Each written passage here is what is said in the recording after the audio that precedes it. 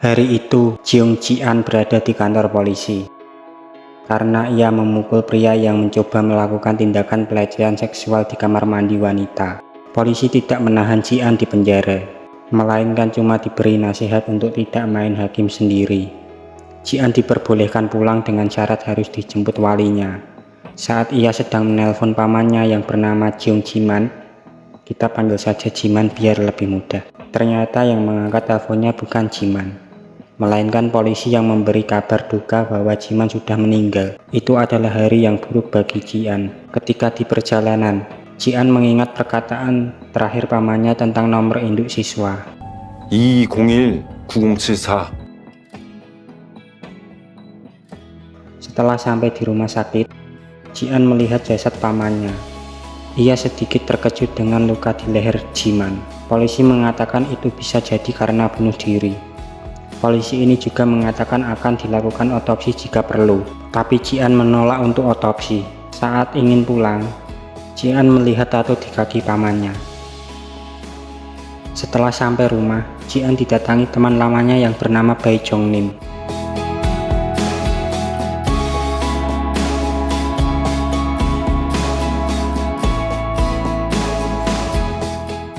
Bae Jong-nim mengatakan kalau ia sempat bekerja dengan paman Ji-an beberapa hari yang lalu.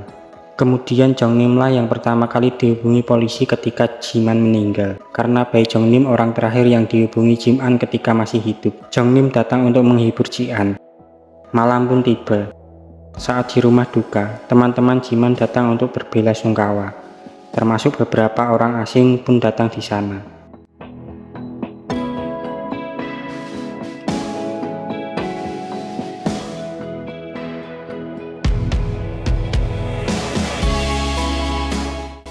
Di sisi lain, Jong-nim yang sedang membereskan rumah Ji-an tak sengaja menemukan sebuah ponsel lama. Keesokan harinya, setelah acara pemakaman selesai, Ji-an pulang ke rumah. Ji-an yang awalnya sok kuat, akhirnya menangis juga ketika melihat foto pamannya.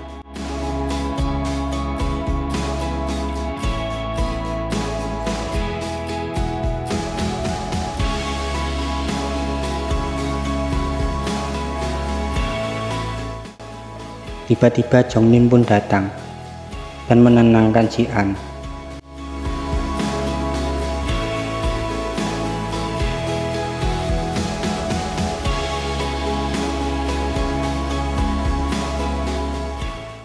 Kemudian Jong-nim memberikan ponsel temuannya.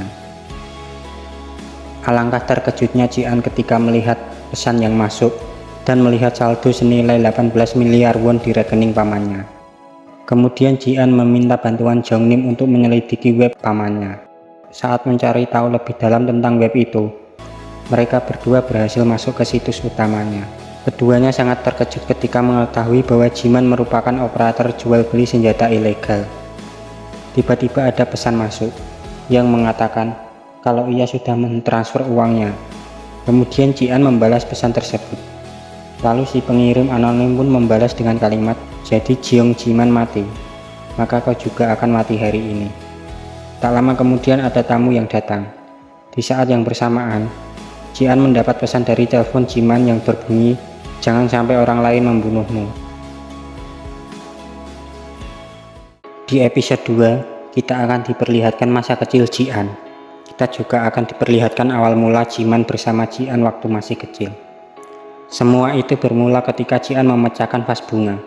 Lalu ibunya menyeru Ji-man untuk membawa pulang Ji-an, karena Ji-an bisa menghambat proses pemakaman nenek Ji-an. Tak lama berselang, ada orang misterius yang datang mengaku sebagai teman Ji-man di masa lalu.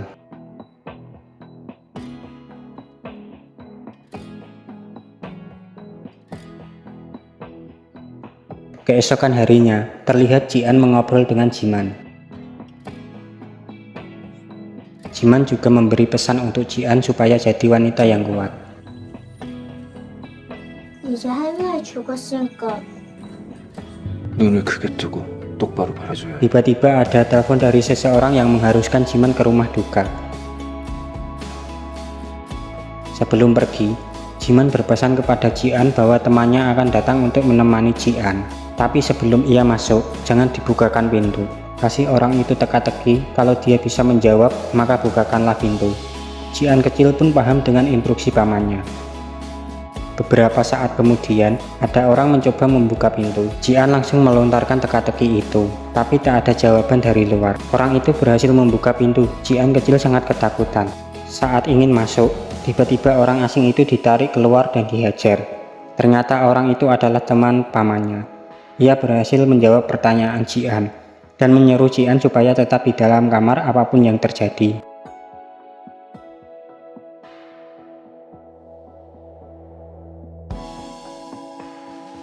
Ji-an pun takut, tapi ia mencoba mengintip dari kamar. Alangkah terkejutnya Ji-an mengetahui bahwa teman pamannya terbunuh dan tangannya dipotong. Ji-an langsung menutup pintu dan berusaha kabur. Ternyata orang yang membunuh dan mengambil kenakel milik teman paman Ji-an adalah orang yang mengaku sebagai teman Jiman di masa lalu saat ia berada di rumah duka kemarin.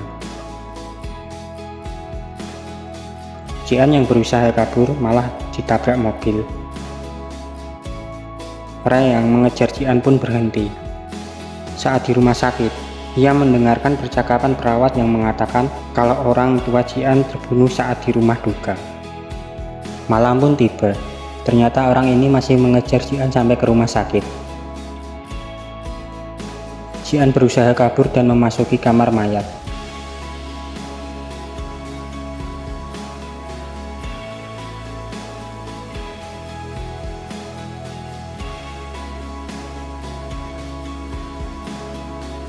Ji-an sangat terkejut melihat ibunya ada di sebelah Ji-an dalam kondisi tak bernyawa. Ji-an sangat bersedih dan pasrah dengan keadaan sambil memeluk jasad ibunya. Tiba-tiba orang ini dikejutkan kehadiran Jiman.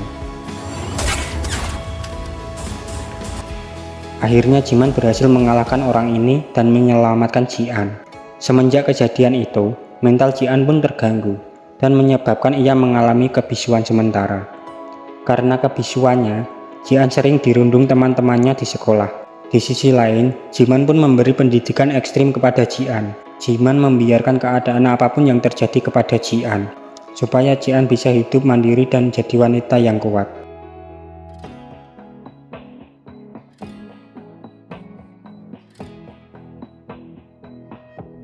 Pada suatu momen, saat ia dikunci temannya di dalam gudang sampai larut malam, ia merasa takut karena melihat hewan buas yang membawa lengan teman pamannya. Ji-an akhirnya bisa berteriak sambil menangis.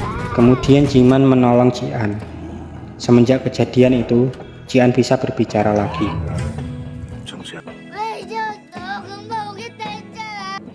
Kembali ke masa sekarang. Wanita yang mengaku sebagai teman pamannya akhirnya pergi. Di saat yang bersamaan, akhirnya Jeongnim berhasil meretas web milik pamannya, di mana setiap anggota memiliki kode dan setiap kode memiliki kualifikasi. Ada 4 kode. 1. Ungu adalah kode untuk mata-mata, seperti alat penyadap dan kamera. 2. Merah adalah kode untuk pembunuh bayaran, seperti senjata api, bom, dan racun. 3. Kuning adalah kode untuk kru, seperti obat-obatan, alat pembersih, dan deterjen. 4. Kode hijau. Kode hijau adalah kode yang spesial. Orang yang memakai kode tadi tidak boleh menyerang kode hijau. Jika seseorang ada yang melanggar, maka seluruh orang yang berkode harus melindungi kode hijau. Ternyata kode hijau itu untuk Jong Jiman dan Jong Ji-an. Setelah mengetahui rahasia dari web itu, tiba-tiba ada suara ledakan. Ternyata tembok yang mengelilingi rumah Ji-an sudah hancur, dan rumah Ji-an dikepung dengan drone penembak. Meskipun rumah itu memiliki kaca anti peluru, tapi pihak musuh juga punya alat penghancur anti peluru, sehingga salah satu drone pun bisa masuk dan menembaki mereka. Tapi dengan keberanian Ji-an, akhirnya drone tersebut berhasil dihancurkan dan film bersambung. Terima kasih yang sudah menonton. Jangan lupa tetap stay tune di channel ini untuk update episode 3 dan seterusnya. See you next video.